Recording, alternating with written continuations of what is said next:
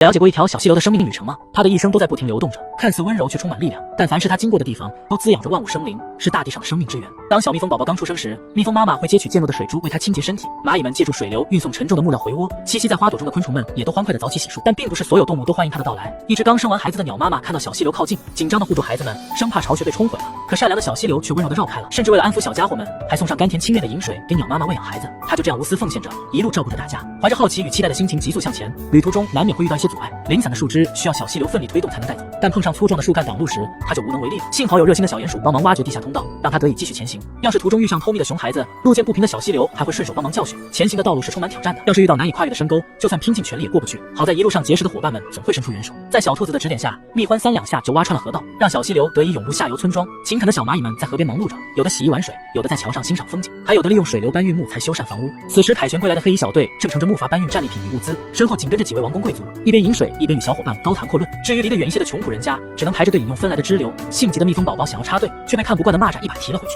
在城里读过2年书的鼹鼠老弟，利用水流动力挖洞，还懂得用传送带运走碎石。随着小溪流不断成长，他的步伐也越来越快。可突然一只蟾蜍拦住了去路，说：“你走这么久也累了，恰好不远处有个干涸的池塘，不如改道去那儿休息一会儿。”善良的小溪流看着干裂的尸体答应了。可当他跟着蟾蜍来到指点地点，把池塘灌满后，躲在芦苇丛的小蟾蜍们却突然现身，一个个拿着蒲棒与木头堵住出口，将池塘周边围得水泄不通。此时小溪流才惊觉自己上当了。原来自私的癞蛤蟆竟妄想独占整条小溪，却不知没有流动的死水终将会失去生命，等待他的结局只有腐烂与发臭。正当蚂蚁一家子急匆匆地往家赶时，突然发现溪水流速变慢了。此时一只报信的杜鹃鸟匆匆飞来，告知了他们小溪流危在旦夕的消息。与此同时，各地受过恩惠的小动物们也都从蜜蜂的口中得知了这一情况。很快大家纷纷赶去援救，平头哥叫上刺猬老弟一同出发，连兔子双胞胎也加入了救援队伍。心急的小兔子跑得太快，差点栽进沟里，所幸机智的兔八哥一把拽住他的长耳朵，才救了他一命。带领蚂蚁队伍的是5只年长的老顽固，非要走直线赶路，怎么劝都不听。2只小蚂蚁索性跑在了前面，匆匆赶来的土拨鼠不小心滑进土坑，上不去就干脆打地洞穿过去。最先到达现场的蜜蜂群和啄木鸟立刻对着树桩进行袭击。此时的小溪已经快要断流，躲在树桩里的癞蛤蟆却得意洋洋地关紧了门。